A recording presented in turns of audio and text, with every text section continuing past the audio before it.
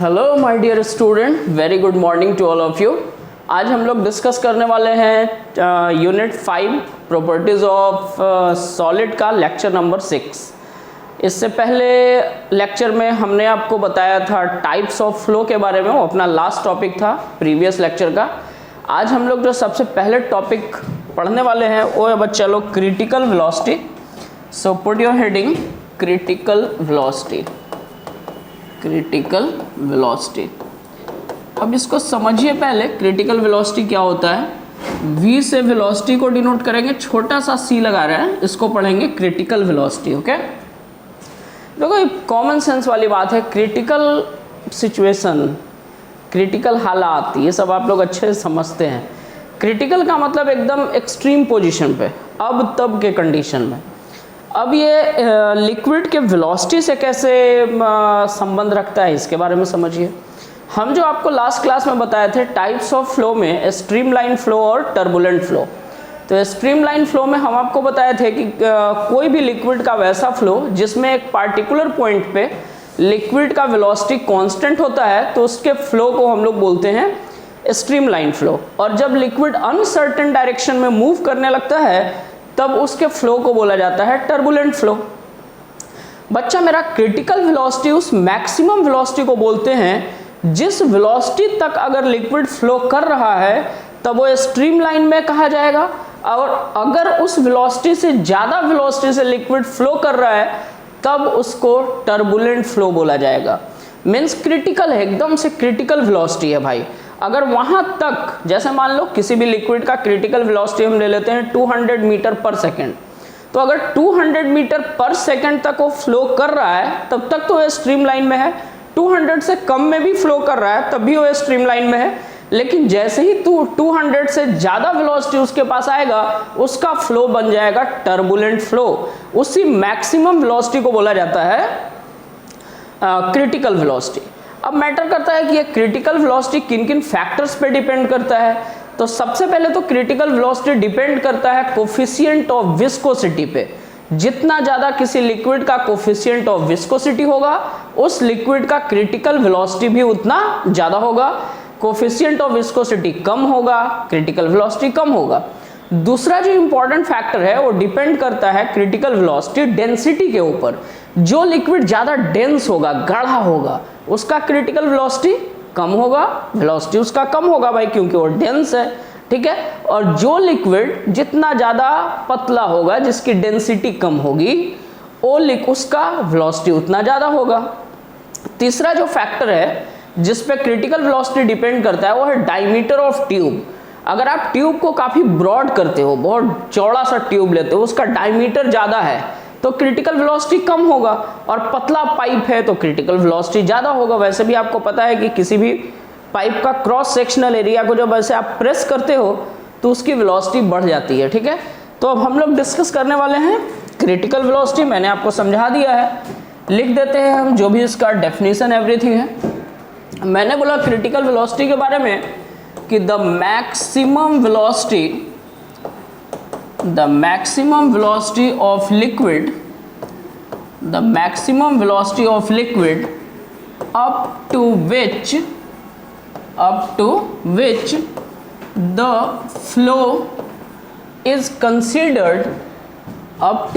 the flow is considered a streamline flow, and above which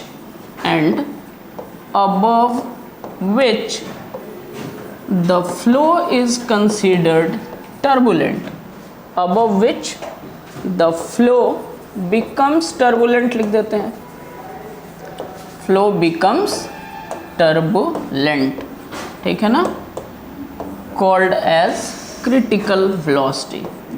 इसी को हम लोग बोलते हैं क्रिटिकल वेलोसिटी। अच्छा बच्चा लोग, हम आपको क्रिटिकल वेलोसिटी के बारे में बताएं कि ये 3 फैक्टर्स पे डिपेंड करता है। सबसे पहला फैक्टर है बेटा, critical velocity is directly proportional to coefficient of viscosity.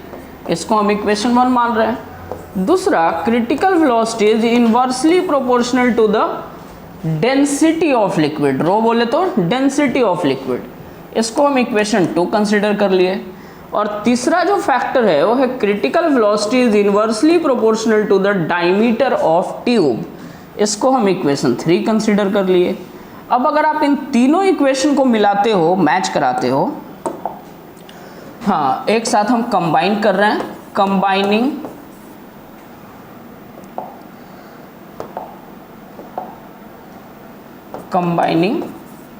All equations, सारे इक्वेशंस को हम कंबाइन करेंगे तो हम लोग लिखेंगे critical velocity is directly proportional to eta divided by rho into D.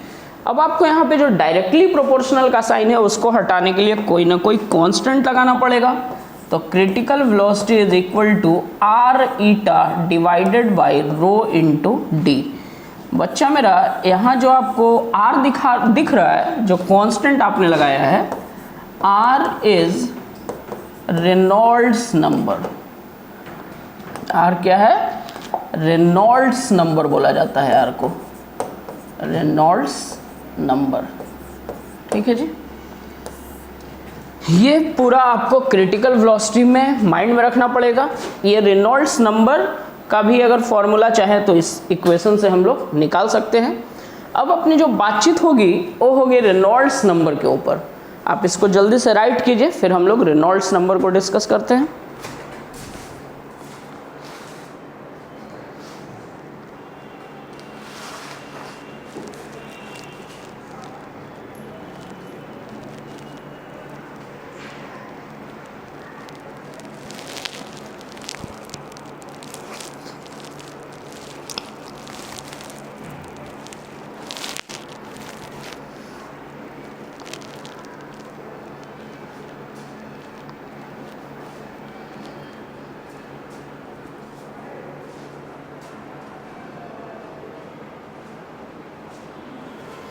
Okay, I think आप लोग राइट कर लिए होंगे।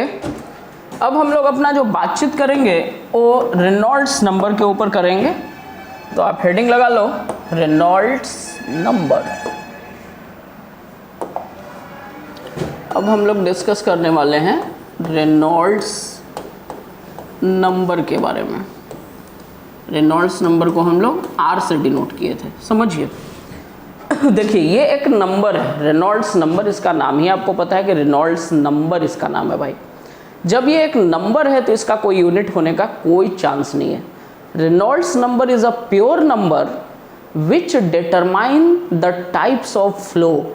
रेनॉल्ड्स नंबर एक प्योर नंबर है जो ये निर्धारित करता है कि फ्लो का टाइप कैसा है।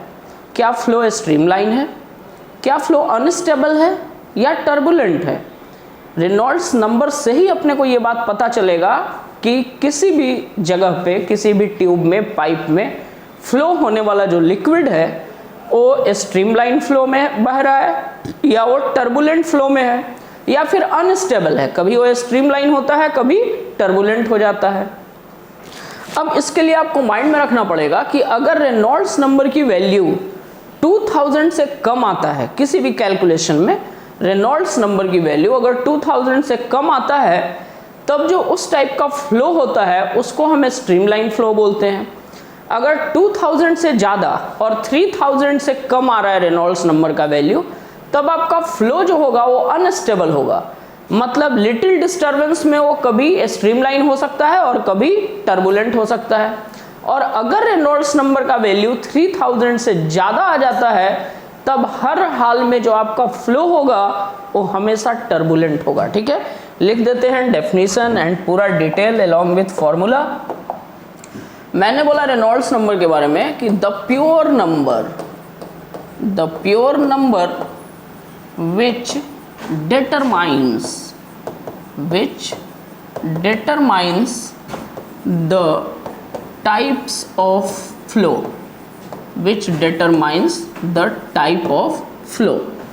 तीन इंपॉर्टेंट ऑब्जेक्टिव के लिए आपको बात याद रखनी होगी।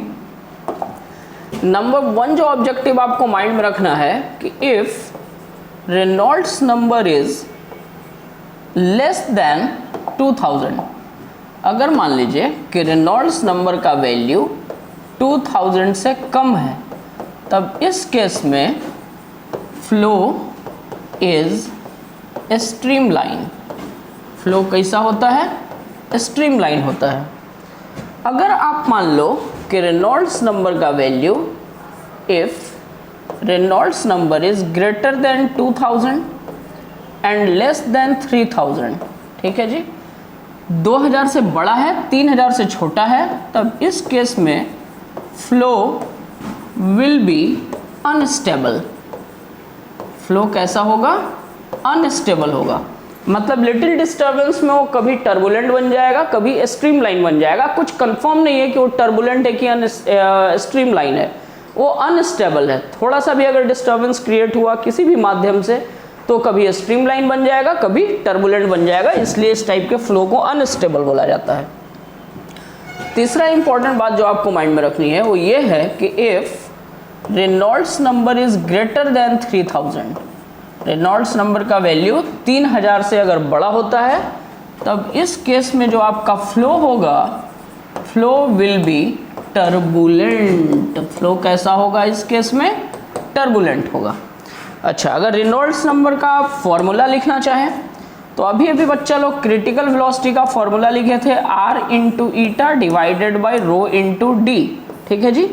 यहाँ से आप रेनॉल्ड्स नंबर का फॉर्मूला लिख सकते हैं। रेनॉल्ड्स नंबर R बराबर, ये दोनों टर्म जाके मल्टीप्लाई हो जाएगा, critical velocity into density of liquid divided into diameter divided by eta, I mean coefficient of viscosity. ये आपके रेनॉल्ड्स नंबर का फॉर्मूला हुआ। हर एक टर्म आपको पता है। ये D बोले तो डायमीटर ऑफ ट्यूब, ओके। ये जो आपका है रो मीन्स डेंसिटी ऑफ लिक्विड, रो आपका डेंसिटी है। ईटा भी आपको पता है, ये है coefficient of viscosity. This is coefficient of viscosity. चलिए राइट कीजिए, फिर एक आध क्वेश्चन आपसे करवाते हैं, समझ में आएगा ज़्यादा बढ़िया से आपको कॉन्सेप्ट। Do it fast.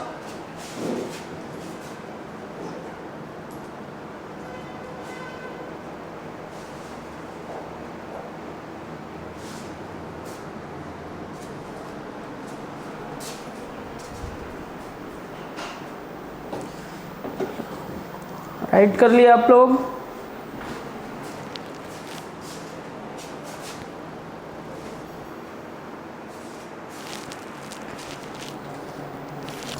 चलिए देखा जाए, क्वेश्चन है यहाँ पे आपके लिए। क्वेश्चन में बोल रहा है बच्चा लोग कि if water is flowing from a tap of diameter 2 centimetre, एक डायमीटर 2 सेंटीमीटर डायमीटर के टैप से, नल से पानी बह रहा है with a velocity of 16 centimetre per second, और लिक्विड की वेलोसिटी कितनी है भाई? 16 centimetre per second. If the coefficient of viscosity of water is 10 to the power -3 decapoise, आपको बताना है state whether the flow is streamline और टर्बुलेंट। जो फ्लो है आपका वो स्ट्रीमलाइन फ्लो है या टर्बुलेंट फ्लो है। आराम से हो जाएगा। वीडियो को पॉज करके खुद से ट्राई भी कर सकते हो, ठीक है। आप कर सकते क्या हो, आपको यही करना चाहिए। कभी भी कोई न्यूमेरिकल आता है, क्वेश्चन आता है ड्यूरिंग क्लास, तो आप वीडियो को पॉज करें, पहले उसको खुद से ट्राई करें, देन आफ्टर आप वीडियो को प्ले करके अपने सॉल्यूशन को हमारे साथ मैच कराएं। This is the better way for online teaching. अब बच्चा लोग यहाँ पे देखिए ध्यान से, जब आपको ये डिटरमाइन करना है कि फ्लो कैसा है, स्ट्रीमलाइन फ्लो है कि टर्बुलेंट फ्लो है, तब इसके लिए तो आपको रेनॉल्ड्स नंबर निकालना पड़ेगा। अब रेनॉल्ड्स नंबर की जो वैल्यू आएगी, अगर वो वैल्यू 2000 से कम है तब तो फ्लो स्ट्रीमलाइन होगा। अगर 2000 से 3000 के बीच में है तो फ्लो आपका अनस्टेबल होगा। अगर रेनॉल्ड्स नंबर की वैल्यू मोर देन 3000 है, 3000 से ज़्यादा है, तब आपका फ्लो कैसा होगा? टर्बुलेंट होगा, ठीक है। चलिए सबसे पहले हम लोग रेनॉल्ड्स नंबर का वैल्यू निकालते हैं। बच्चा मेरा, रेनॉल्ड्स नंबर का फॉर्मूला अभी अभी हम आपको बताए हैं कि रेनॉल्ड्स नंबर बराबर critical velocity into density into diameter divided by eta. अब यहाँ से वैल्यू को सेलेक्ट करते हैं। ध्यान दीजिए, ये सारा कुछ बच्चा लोग CGS यूनिट में दिया हुआ है। डायमीटर देखो 2 सेंटीमीटर, वेलोसिटी देखिए आप 16 सेंटीमीटर पर सेकेंड, बट यहाँ पे जो आपका कोफिशिएंट ऑफ विस्कोसिटी दिया है वो डेकापोइज में है, ठीक है। तो ऐसा करते हैं, सबको एसआई यूनिट में कन्वर्ट करते हैं। और मैं आपसे सजेस्ट करूंगा कि कभी भी अगर रेनॉल्ड्स नंबर पे बेस्ट क्वेश्चन आता है तो आप सबको एसआई यूनिट में ही चेंज करके काम करें, it will be give you the appropriate answer. अब सबको एसआई यूनिट में चेंज कर लेते हैं फटफट। तो सबसे पहले भैया आ जाओ तुम डायमीटर। डायमीटर डी बराबर कैपिटल डी से डिनोट कर रहे थे हम लोग, चलो कैपिटल डी से ही लिख देते हैं, डिनोट कर देते हैं। डायमीटर आपका कितना दिया हुआ है 2 सेंटीमीटर, तो 2 सेंटीमीटर मीन्स 2 इंटू 10 का पावर -2 मीटर। आगे बढ़ते हैं, वेलोसिटी। वेलोसिटी दिया हुआ है आपका 16 सेंटीमीटर पर सेकेंड, तो ये 16 इंटू 10 का पावर -2 मीटर पर सेकेंड में चेंज हो गया। ये तो already coefficient of viscosity SI unit में है, 10 का power -3 decapoise. Decapoise is the SI unit, मैंने पिछले लेक्चर में आपको बताया है। डेंसिटी वाटर का ये तो देगा नहीं, आपको खुद से याद रखना पड़ेगा। वाटर का डेंसिटी एसआई यूनिट में होता है 1000 kg पर मीटर क्यूब, सीजीएस में 1 होता है। ओके जी, चलिए निकालते हैं रेनॉल्ड्स नंबर। आर बराबर सबसे पहले आपको critical velocity how much 16 into 10 का पावर -2 एसआई यूनिट में। उसके बाद डेंसिटी 1000। देन आफ्टर बच्चा लोग डायमीटर 2 इंटू 10 का पावर -2, सेंटीमीटर में था ना, हाँ सेंटीमीटर में था, divided by coefficient of viscosity 10 का पावर -3। चलो सॉल्व कर लेते हैं इसको, ध्यान से देखिए। R बराबर 16 दूनी 32 हो गया भाई। अच्छा ये देखिए 10 का पावर -2, 10 का पावर -2 -4, तो इंटू 10 का पावर -4 इंटू ये देखो 10 का पावर 3 है, चलो एक स्टेप बढ़ा देता हूँ, 1000 इंटू ये ऊपर जाएगा तो 10 का पावर +3 हो जाएगा। फाइनली जो रेनॉल्ड्स नंबर निकल के आया 10 का पावर -4 और ये 10 का पावर +6 -4 +2 मीन्स 32 इंटू 10 का पावर 2, बोले तो 3200। रेनॉल्ड्स नंबर का वैल्यू आपको मिल चुका है। अब इस रेनॉल्ड्स नंबर के वैल्यू को आप ध्यान से देखिए। इस केस में Reynolds number is greater than 3000, Reynolds number 3000 से बड़ा है, तो फ्लो कैसा होगा, फ्लो होगा टर्बुलेंट फ्लो। आंसर मिल गया, फ्लो होगा आपका टर्बुलेंट फ्लो। जल्दी से कंप्लीट किया जाए, चलते हैं अगले टॉपिक की तरफ।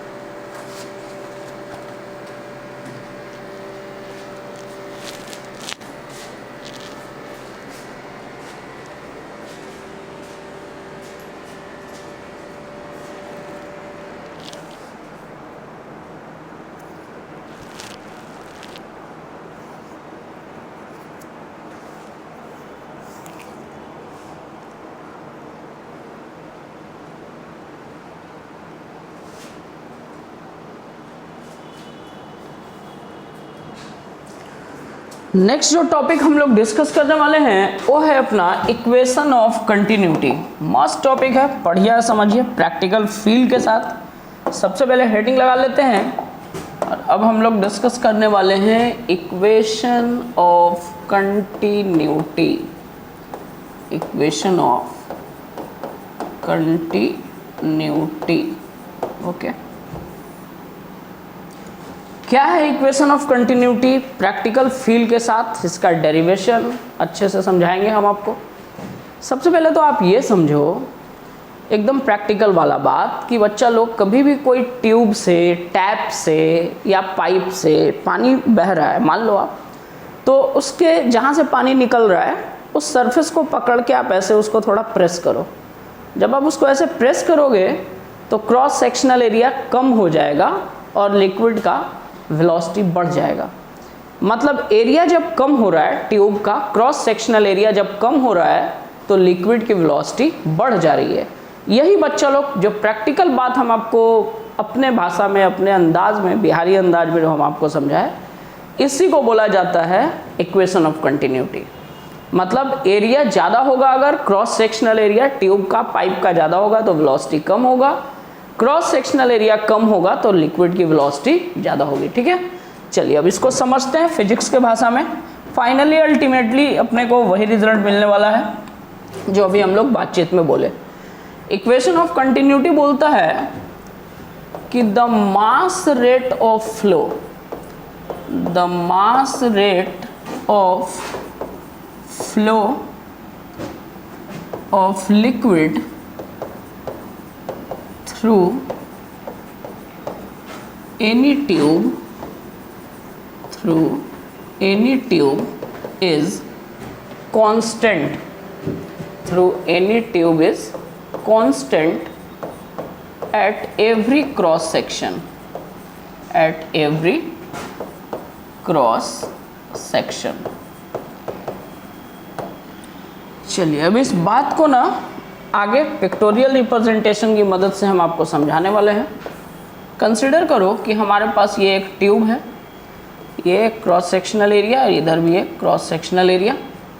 ओके, इससे हम लिक्विड बहा देते हैं। यहाँ से इसमें लिक्विड इंटर कर रहा है, इसकी वेलोसिटी है v1। इस क्रॉस सेक्शनल एरिया को हम a1 मान लिए। इस तरह से लिक्विड फ्लो करता हुआ यहाँ से ये लिक्विड जो बाहर आ रहा है, वेलोसिटी है v2, ये क्रॉस सेक्शनल एरिया है हमारा a2। प्रैक्टिकल बात है कि किसी भी ट्यूब में, किसी भी पाइप में अगर आप पानी डालोगे तो दूसरे एंड से पानी ही निकलेगा, दूध नहीं निकलेगा। पक्का बात है ना। मतलब ड्यूरिंग फ्लो लिक्विड की डेंसिटी चेंज नहीं होगी, डेंसिटी जो है वही रहेगा। तो डेंसिटी को हम मान लेते हैं रो। अच्छा, इस क्रॉस सेक्शन का कुछ नाम दे देते हैं। मान लो ये क्रॉस सेक्शन का नाम है P, इस क्रॉस सेक्शन का नाम है Q, और हमने लिक्विड की डेंसिटी मान लिया है रो। लिक्विड की डेंसिटी हमने कंसीडर किया रो।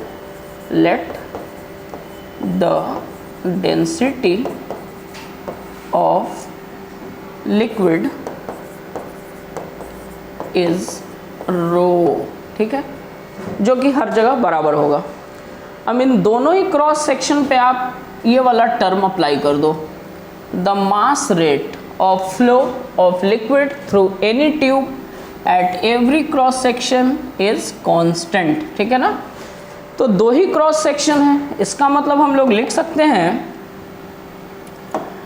कि mass rate at cross section P बराबर mass rate at cross section Q। अच्छा, मास रेट का क्या मतलब भैया? मास रेट का मतलब बेटा, रेट सब जिससे भी डिवाइड होता है, रेट सब जिसमें भी लगता है वो टाइम से डिवाइड होता है। इसका मतलब कि यहाँ पे जो हम लोग लिखे हैं अल्टीमेटली मास रेट का मतलब mass divided by time at cross section P बराबर mass divided by time at cross section Q। चलिए अब धीमे धीमे करके फील कीजिए थोड़ा। मान लो लिक्विड इस क्रॉस सेक्शन से यहाँ से आगे बढ़ा और t टाइम में ये लिक्विड इस पोजीशन पे पहुँच जाता है। यहाँ जो लिक्विड यहाँ था उसी समय में वो लिक्विड पहुँच जाता है इस क्रॉस सेक्शन पे। ठीक है, तो यहाँ से यहाँ तक का डिस्टेंस, भैया लिक्विड की वेलोसिटी है v1 और टाइम है t, तो ये डिस्टेंस हो जाएगा v1 इंटू टी। यहाँ लिक्विड की वेलोसिटी v2 है, टाइम तो सेम ही ले रहे हैं, तो ये डिस्टेंस हो जाएगा v2 इंटू टी। अब आगे का स्टोरी समझिए।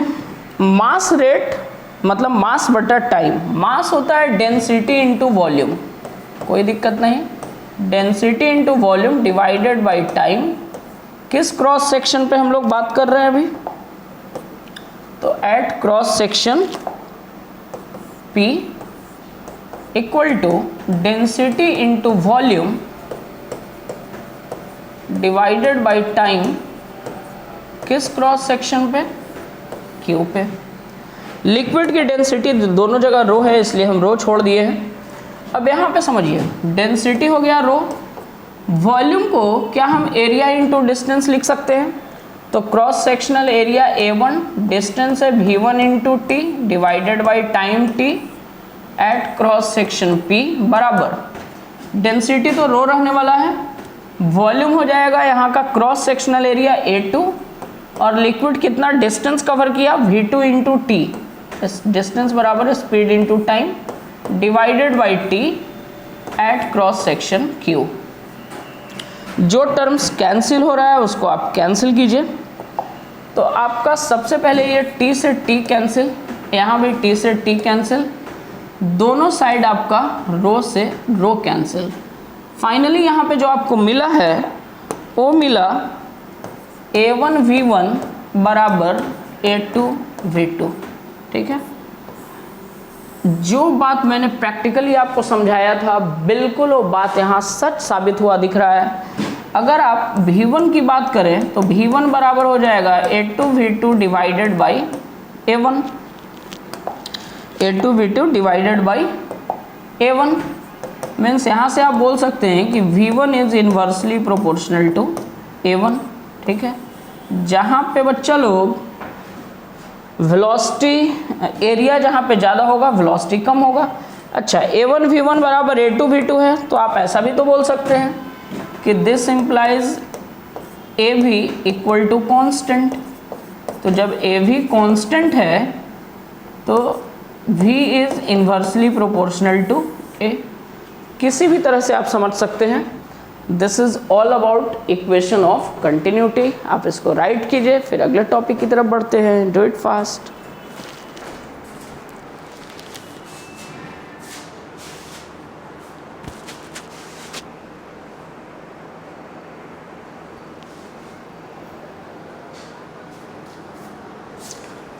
अब हम लोग डिस्कस करने वाले हैं स्टोक्स लॉ के बारे में, जो अपना अगला टॉपिक है।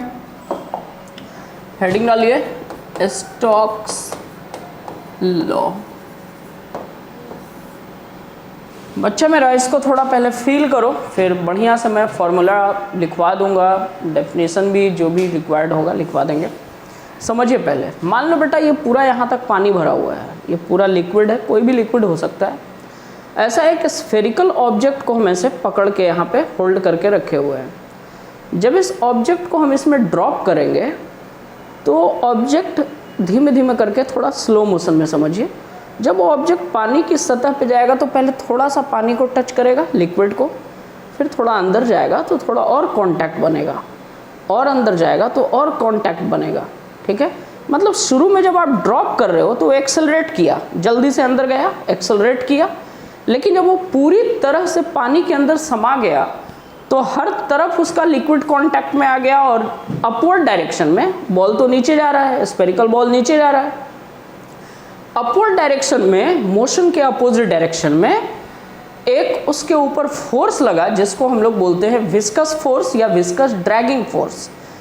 अब जैसे आपने स्फेरिकल बॉल को डाला था तो शुरू में वो एक्सेलरेट किया, जब वो पूरी तरह से लिक्विड के अंदर आ गया तब उसका एक्सेलरेशन 0 हो गया और वो एक कांस्टेंट वेलोसिटी से नीचे बॉटम तक गिर गया।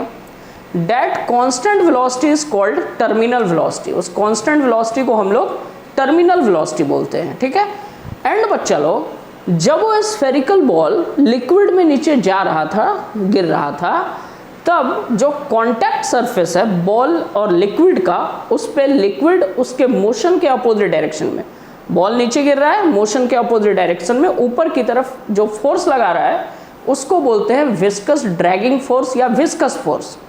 विस्कस फोर्स के बारे में ही स्टोक्स साहब ने एक फॉर्मूला दिया, जिस फॉर्मूले को, जिस इक्वेशन को बोला जाता है स्टोक्स लॉ।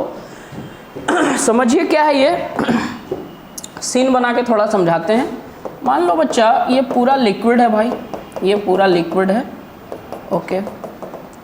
ये पूरा है लिक्विड। अब इसमें कोई स्फेरिकल बॉल इस तरह से नीचे की तरफ आ रहा था, डाउनवर्ड डायरेक्शन में, ये नीचे की तरफ, इसका वेट लग रहा था mg, तो ये नीचे की तरफ गिर रहा था। इसके मोशन के अपोजिट डायरेक्शन में ये जो कांटेक्ट सरफेसेस बन रहा है, यहाँ पे एक फोर्स लग रहा था। इस फोर्स को हम लोग बोलते हैं विस्कस फोर्स। ठीक है जी, विस्कस फोर्स। यहाँ जो विस्कस फोर्स लगता है उसका वैल्यू है F = 6 pi eta r into v. ठीक है, 6 pi eta r into we.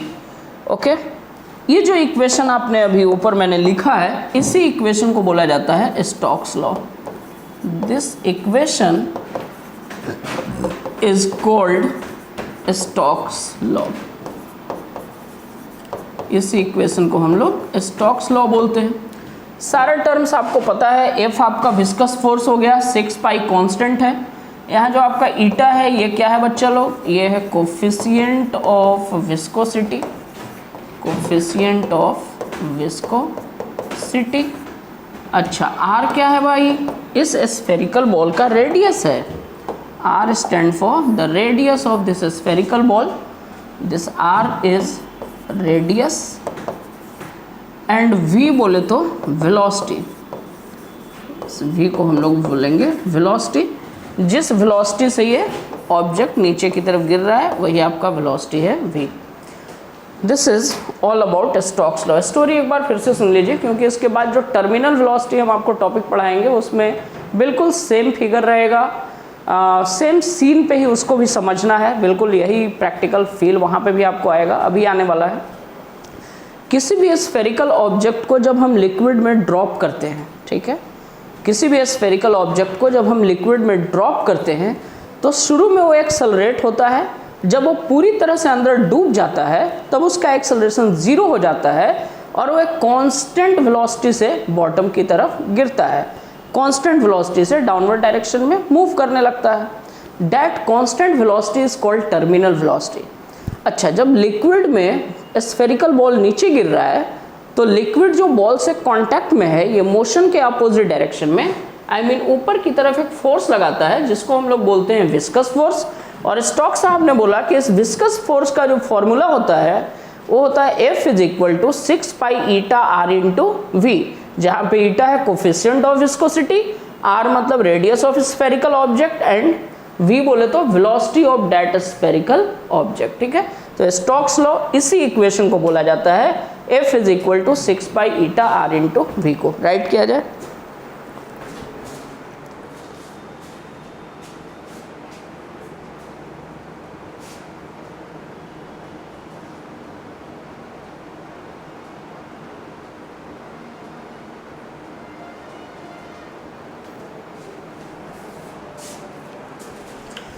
हाँ, now we will discuss about terminal velocity. मैंने अभी पूरा सीन आपको समझा दिया था, एक बार फिर से आप रिवाइज कर लो और पूरा डिटेल पे हम यहाँ पे फॉर्मूला और उसका एक्सप्रेशन सब कुछ लिखे हुए हैं डेफिनेशन के साथ। देखिए, मैंने बोला कि कोई भी एक ऑब्जेक्ट है, स्फेरिकल है, कोई भी एक ऑब्जेक्ट सॉलिड होना चाहिए भाई थोड़ा, तभी उसका डेंसिटी ज़्यादा होना चाहिए उस लिक्विड से, तभी तो वो नीचे फॉल करेगा।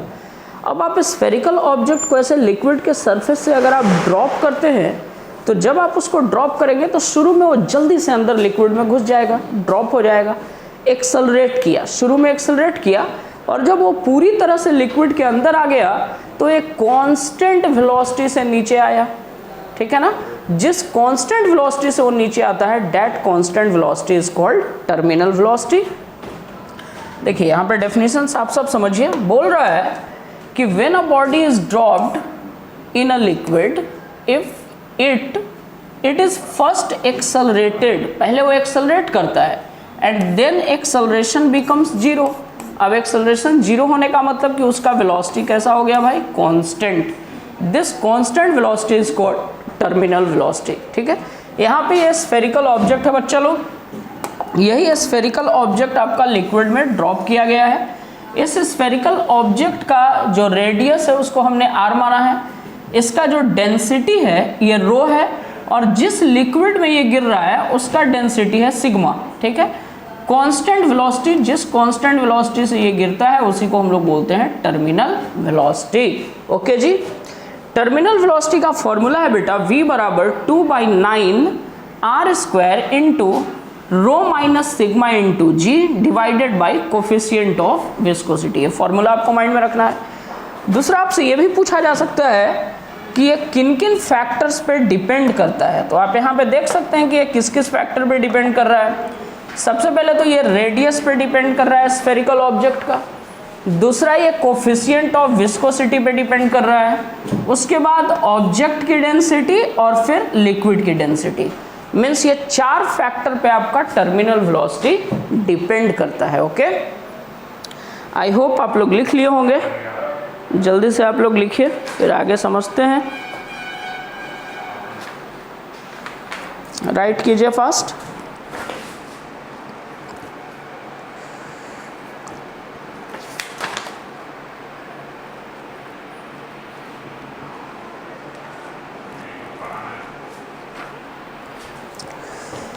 बच्चा लोग, फ्लूइड से रिलेटेड जो अपना टॉपिक था प्रॉपर्टीज ऑफ मैटर में इतना ही था।